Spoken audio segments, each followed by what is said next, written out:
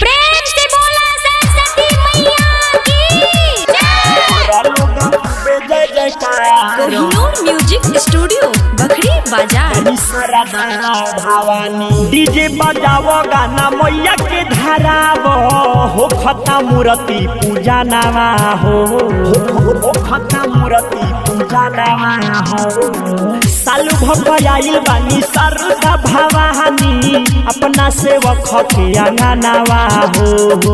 नाचो गावो झूम मैया के चरण चूम कर लोग खूबे जय जय कहार। आइल बानी शारदा भवानी पावन होला ई त्योहार। आइल बानी शारदा भवानी कर लोग खूबे जय जयकार।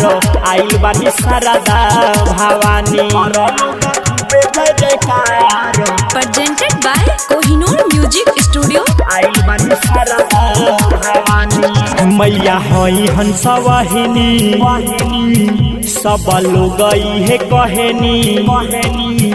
विद्या बुद्धि देवेली सब पर दया करेली सब पर दया करेली। मैया हई हंस वाहिनी सब लोग इहे कहेनी। विद्या बुद्धि देवेली सब पर दया करेली दया करेली।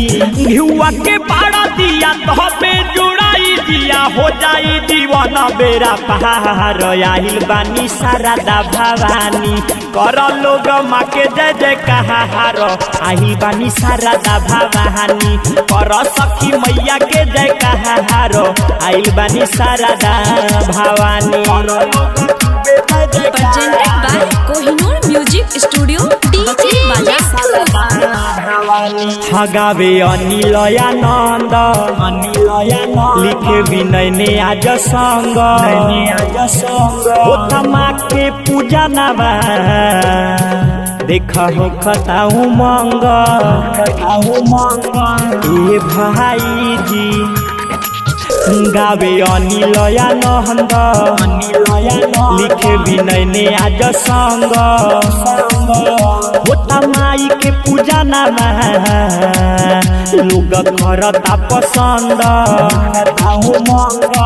दिलीप शिवा नीरज सोनू रोहित मुना करे शत्रुघ्न जी पूजन। आइल बानी शारदा भवानी कर लोग खूबे जय जयकार।